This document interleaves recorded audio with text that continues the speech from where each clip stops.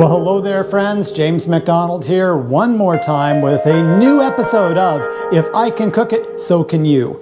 Today I've got a mission. My mission today is to try to replicate one of our favorite appetizer dips. It's a dip that you probably use at home or you have used at home. It's great with crackers, it's great with vegetables, it's great with just about anything. You probably know what I'm talking about. It's called hummus. Hummus probably came from Egypt initially, but it's all over the Middle East. An amazing dip that goes with so many things. Did I say amazing? I did say amazing. There's your first amazing, I think. Hummus is a simply tasty, scrumptious dip that not only is great as just a standalone appetizer, but it's good with some recipes. And my problem is this. I have a recipe that I want to try it with, but since Stacy and I are on a keto diet, we're trying to basically get rid of some inflammation, get a little healthier. You can't use hummus. Why? Because it's based with chickpeas. Chickpeas, wonderful for protein, amazing source of protein, but loaded with carbs as well. And if you know anything about the keto diet, it throws you off of ketosis. I'm not going to get into all the science there because frankly, I don't know it, but I do know this, it works. And so because of that, I've got to come up with a new plan to replace normal hummus with a keto-friendly version. And that's what we're gonna do today, attack a keto-friendly, Whole30, gluten-free, all those other free kind of things, hummus that's going to taste just as good, if not better. If you're with me, let's go make some food. Okay, so you're probably wondering, how in the world is he going to bring out the amazing taste of hummus without using chickpeas? Well, friends, it's going to start right here with a head of cauliflower. I'm going to take this head of cauliflower, break it into florets. I'm going to roast it up, give it a nice roasty flavor to it, and that's going to be our base. So we'll be moving on that in just a minute. The other spices I'm going to use include a few heads of garlic. Garlic is always important in our family. I'm going to be using some smoked paprika, give it a nice smoky taste. I'm going to be using some cumin. As most of you know, cumin has a very earthy aroma, very unique aroma that really will blend well with all of these these vegetables and other odds and ends that we're putting in. We're going to bring in some salt. We're going to also bring in the juice of at least one, probably 2 lemons. We're going to bring in some tahini as well. Tahini is a Middle Eastern sauce. You can typically pick it up in your local store, or if you have a Mediterranean market nearby, go there, Middle Eastern market. We have one in the Peoria area. If you go by, say hello to Saeed for me. Lastly, we're going to use some olive oil, and that is basically going to round out the ingredients for this amazing dip. At least we hope it's amazing. That's our mission. Let's see what happens. Let's get roasting.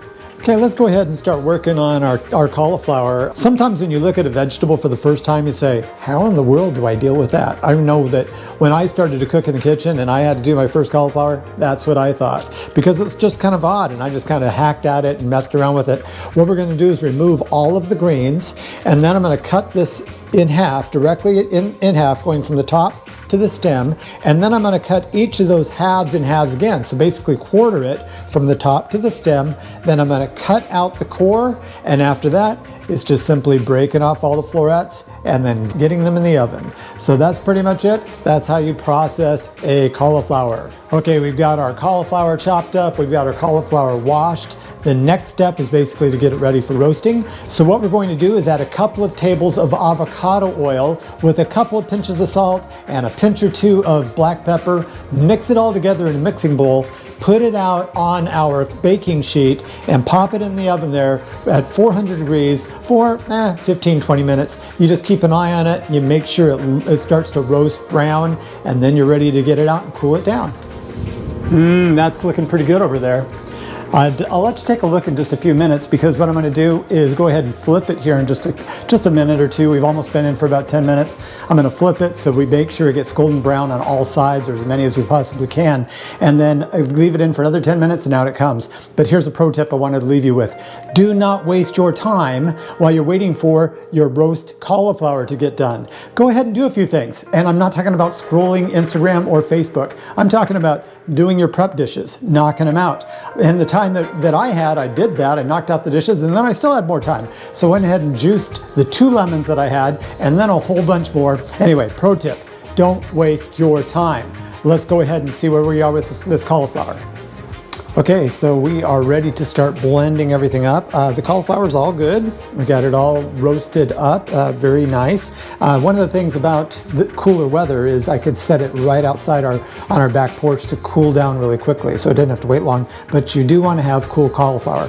Now what we're going to do is we're going to mix up the tahini and the olive oil first in our food processor, get that going, make sure it's all nice and combined, and then we're going to add everything else and basically get it to where it's just mixed. We don't want it over mixed, but we want it to where it's just mixed, and then we're going to go ahead and give it a taste. So with that, let's make it happen. All right, now comes the test. Did I succeed or did I not? We're going to find out.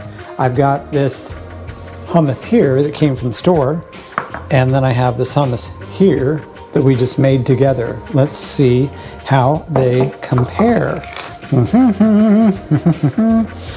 Okay, I don't know which one to go with first.